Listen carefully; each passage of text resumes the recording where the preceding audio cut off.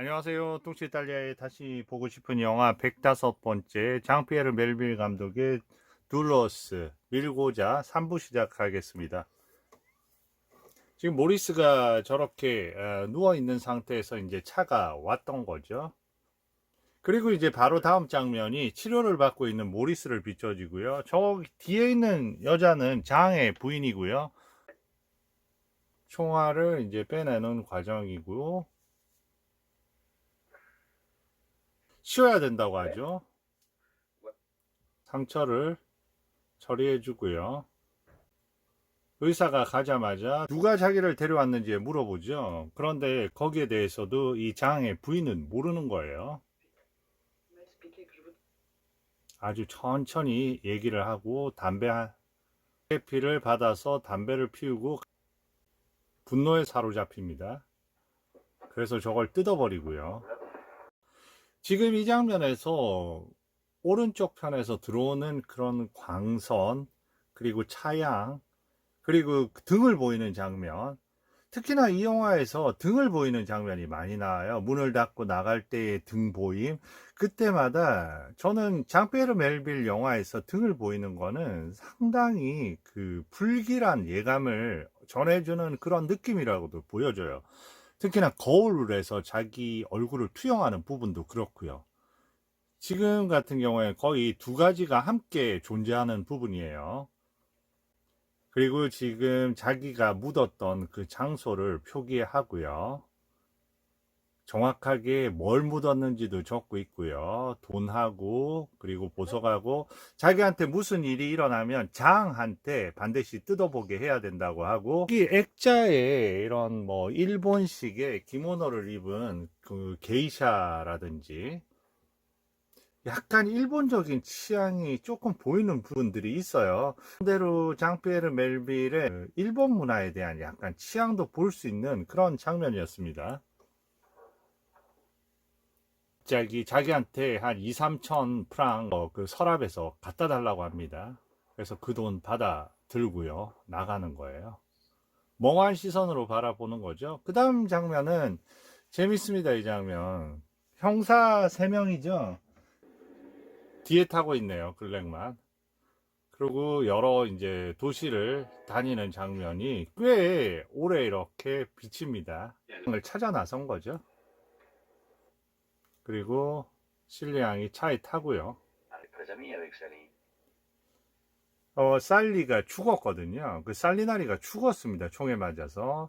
그래서 지금 얘기하는 겁니다. 살리나리하고 너하고 엄청 친했지 않냐? 그러면서 여러 이제 정보를 캐는 거죠. 그래서 그 살리나리가 그 레미를 쌌고 자신도 죽었는데, 자기가 보기에는 레미가 죽어가는데 어떻게 살리나리를 쌌겠냐고, 레미 옆에 틀림없이 제3의 인물이 있다. 그런데 그 인물이 누구냐, 거기에 대해서 이제 정보를 원하는 겁니다. 근데 이 장면 엄청나게 유명한 장면입니다. 거의 한 9분 10분 정도 가는데요. 플랑 세컨스라고 해서 카메라가 그대로 이어지면서 한 9분 10분을 끄는 장면이거든요. 이 장면 촬영이 아마 장피에르 멜빌 감독의 그 촬영 중에서 제일 힘들었던 촬영 중에 하나라고 하지만, 보는 이한테는 엄청난 즐거움을 가져다 주고요. 플랑 세컨스 치고 이렇게 또 자연스럽게 한 9분 10분이 이어지는 장면도 드문 것 같아요. 계속해서 그 다양한 형사들하고 질문하는 그런 걸 보여주면서, 특히나 장폴 벨몽도 하고요, 대답하고, 그러면서 이 형사 이 공간 안에 다른 사람들도 있는 그런 부분들도 보여주면서 아주 유연하고 효과적으로 그렇게 촬영이 됩니다. 네, 계속해서 카메라가 따라가죠. 옷에 구겨진 흔적을 봐도 레미가 죽을 때 혼자 있었던 게 아니고 반드시 누군가가 있다. 그 누군가가 아마도 딜베르의 살인하고도 연관이 있는 그런 인물이 아니냐. 너가 그 인물을 알지 않느냐 하면서 계속해서, 그리고 너는 살리나리의 친구기도 하니까 너가 그런 걸 해줘야지 하면서 압박하는 그런 장면입니다. 그 장면 조금 전에 못 보여드린 부분인데요. 이렇게 생각하고 있는 거죠. 이 형사는 누군가가 죽어가는 자를 부축하고 그 사람을 대신해서 총을 쏘고, 그리고 그 죽어가는 사람한테 이제 총을 놨다고 생각을 하면서, 근데 계속해서 얘기합니다. 그 살리나리하고 우정을 생각하라고 해도 나는 똑같은 말 두 번 하는 거 싫다고, 난 정보원 아니라고 선을 긋는 거죠. 살리나리 죽었고 나는 이제 짐 싸서 떠날 거고 이 사건하고 관계없이 나는 더 이상 돕지 않겠다는 겁니다. 살리나리하고는 우정으로 그 관계가 어떻게 형성이 됐는지 당신은 알 수도 없고,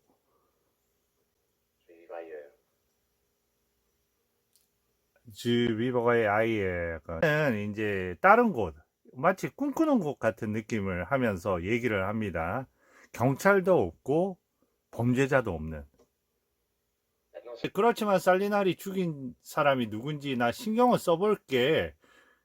그러면 너가 그렇게 한다면 너 원하는 대로 그렇게 해 하면서 장소가 조금 옮겨지죠. 그리고 이제 등을 보이면서 한 명이 밖을 보고 있습니다. 저 부분은 경찰도 역시나 장폴 벨몽도에 의해서 정보를 얻지 못하고 여기서 압박감을 좀 느끼는 거죠. 그러면서 다른 얘기를 합니다. 도주 차량이 있었는데 그 차량 속에서 여자 시체가 나왔는데 그게 채석장 같은 데로 완전히 떨어져서 여자가 죽어 있더랍니다. 나도 신문에서 봤는데 너 혹시 그 여자 테레제 달망이라는데 그 여자 알아? 지금 새로운 사실이 나타났습니다. 아까 막 장폴 벨몽도가 테레제를 막 구타하고 압박하는 장면이 있었는데요. 그 테레제가 살해당한 거예요. 지금 마치 자살처럼 위장이 돼 있는데, 내가 어떻게 모든 사람을 다 알겠냐고 하면서 또 그녀의 입을, 아마 모리스의 애인이다 보니까 그녀의 입을 막기 위해서 살해한 것 같은데, 그리고 아마도 딴 데서 죽이고 거기에다가 누군가가 했을 수도 있고. 그러니까 장폴 벨몽도가 얘기합니다. 그럼 증인들 좀 찾아보지 그래. 증인이란 다 신문에 의해서 오히려 그 영감을 받아서 그렇게 얘기하는 사람들이라고 얘기를 하고요. 믿을 수가 없다고. 그리고 아무도 여자 얘기를 안 했는데 신문 보도가 나가고 나서는 여자가 타고 갔다 이런 어떤 기사들이 나온다는 겁니다.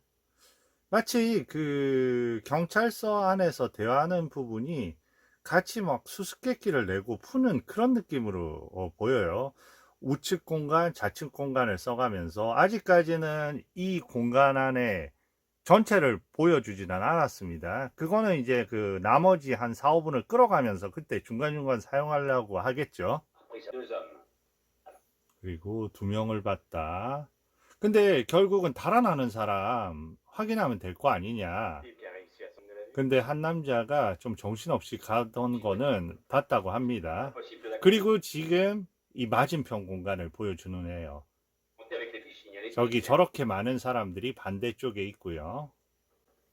얘기를 이어갑니다. 우리가 모든 사람 다 잡아서 할 수도 없고,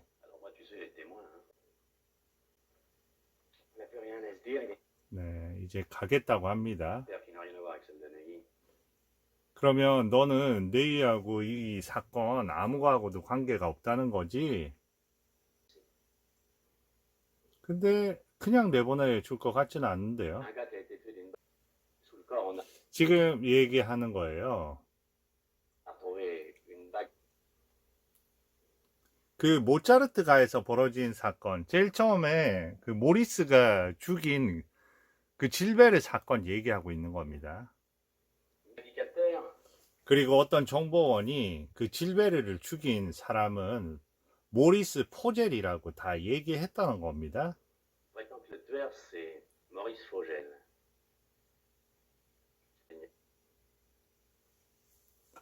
그 정보원이 그자를 체포하는 것을 잠시 늦춰달라고 해서 살리나리는 그 얘기를 듣고 늦춰주고 있었던 그런 상황이라고 얘기를 합니다.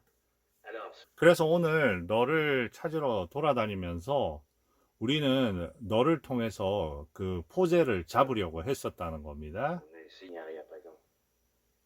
지금은 이제 살리나리하고 나하고 관계를 넘어선 사건을 얘기하네. 이제 나는 더 볼 일 없으니까 그렇게 가겠다고 하는 거죠.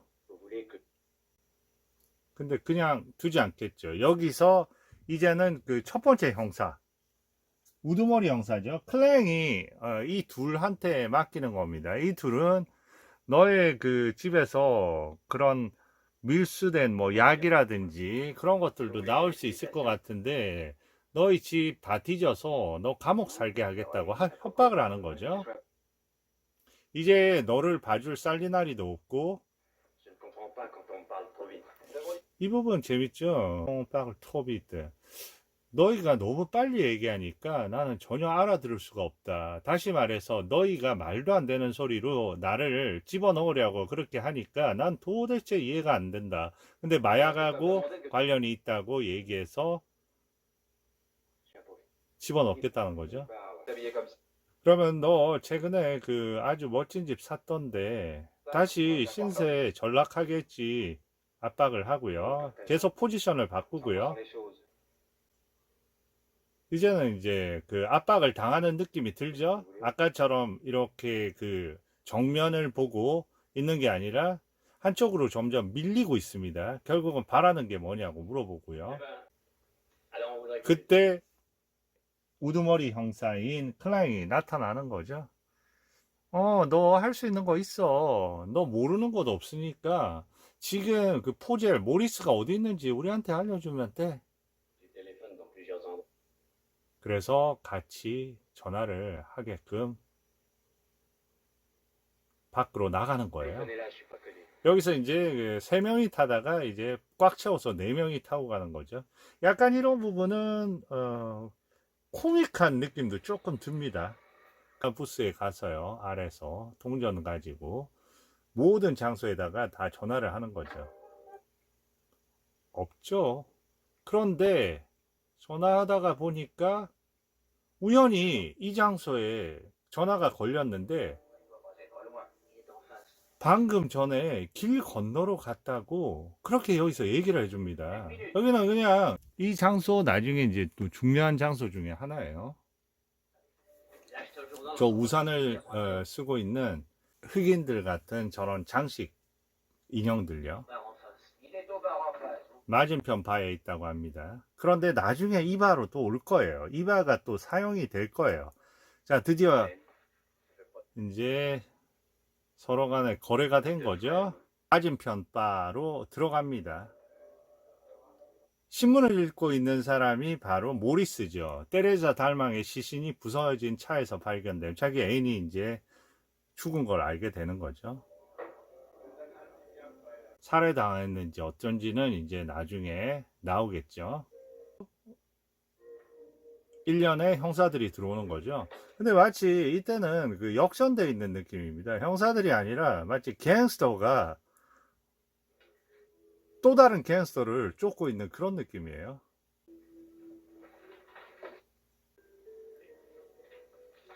그리고 그거 내 돈이고 여기서 얘기하는 거죠. 여기서 나는 그 근처에 있었는데 2층에서 총소리 들었다. 어떤 식으로 얘기하는 걸까요? 결국은 그때 왔던 누테치오하고 그 뒤에 따라왔던 아르망한테 뒤집어 씌우려는 거죠. 그리고 올라갔는데 이제 살해 당해 있었다고. 그리고 나는 그냥 걸어갔고 다른 사람들이 차로 왔고 그리고 내가 지금 그 살인을 자백을 당신 기쁘게 해주려고 내가 그걸 할 수 있겠냐? 이해되냐? 제안합니다. 그러니까 네이 사건에 대해서 그러니까 그 사건은 면제해 줄 테니까 대신 뇌이의 사건, 그 저택을 털 때 경찰이 죽었잖아요. 그 사건에 대해서 너가 단서를 주면 나는 너 석방해 주겠다 하는데, 사실 그 사건에 연루되어 있는 본인이고 이 사건에도 연루되어 있는 본인이잖아요. 릴리 사건? 또 모르는 척 할 수밖에 없죠. 그래서 자신의 이름을 달라는 거죠. 그 옆에서, 레미 옆에서 경찰을 쏜 그 제3의 인물의 이름을 주면 너를 석방해 주겠다고 하는데, 그게 본인이잖아요. 저희가 사건을 봤을 때는요. 그러면 풀어주겠다. 그러니까 레미라는 그 사람 자체를 나는 모른다. 그리고 너가 아니라고 계속 말하겠지. 너 질베를 죽인 거 너잖아. 나는 내 인생에서 총을 소지한 적이 없었다. 너 그 세공하고 있는 거 죽였잖아. 늘어놓는 거죠. 그 모차르트가 보석 턴 거, 그 공범은 누굴 얘기할까요? 바로 그 누테치오, 미셀 피콜리하고 뒤에 온 아르망이 그 보석을 차지하려고 질베르를 죽인 거다. 나하고 무관하다. 얘기를 하는 거죠. 여기서 다시 한번 생각이 드네요. 일포 슈아지가 선택을 해야 된다. 무리가 죽던가 아니면 몽띠가 거짓말 하던가. 중간에서 모리스를 두고 움직이는 경찰들의 구도는 훨씬 더 좀 나름대로 좀 엘레건트한 것 같아요. 저는 구도상에 나름대로 우아함이 있는 것 같아요. 그 짱페르 멜빌의 이런 그 충돌의 부분, 나중에는 어떤 충돌이 있을지는 모르겠지만 지금 현재의 충돌로서는 다들 그 점잖은 포지션으로 그 전체적인 그 제스트라든지 그런 부분은 이어지고 있는 것 같아요. 그게 약간 프랑스적인 필름 누아르의 느낌들이 아닌가 하는 생각도 좀 들어요. 프렌치적인 우아함? 예. 그리고 또 하나 얘기합니다. 여기서도 난 당신들 정보원이 아니다. 내가 거기에 어떤 단서를 주냐. 그리고 그들이 보석 훔치고 했을 때 나는 그때 감옥에 있었고 나는 어쨌든 이 사건하고 전혀 관계가 없다. 무조건 밀어붙이는 거죠. 지금 보석을 훔친 거하고 그리고 그 질베르가, 여기서 드러나는 사실은 질베르가 이 모리스의 애인을 물에 빠져 죽였거든요. 그러니까 그런 복수를 하고, 그거는 이제 여태까지는 우리가 모르던 사실이었는데 형사와의 얘기를 통해서 우리가 사건을 알게 됐습니다.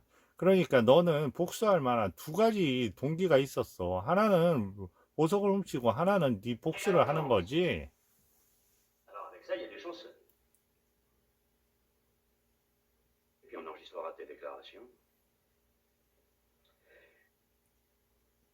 더 이상 그렇게 그 좋은 방법이 없어 보입니다.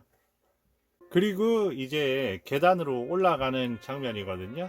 근데 이 장면의 느낌이 마치 질베르를 죽이러 갔을 때의 그런 어떤 계단의 느낌하고 또 겹치는 묘한 뉘앙스가 전해집니다. 그리고 음악이 처음 도입의 음악이 나오고요. 그리고 저는 이런 그 대사가 빡빡하게 이루어지면서 자백을 해야 되는 그런 상황에서 그 다음 이 연결을 참 좋아합니다. 이 여러 가지 구도상의 그 하나의 스틸, 구도상의 하나의 그 십자가 같은 느낌의 여러 가지 그 사선들의 형태는 상당히 그 상징적인 느낌을 많이 부여해 주네요. 그리고 갑자기 마치 우리가 꿈속 어디 환상의 공간에 와 있듯이 이렇게 안개 낀 공간 안에서 누군가가 들어서는 거죠.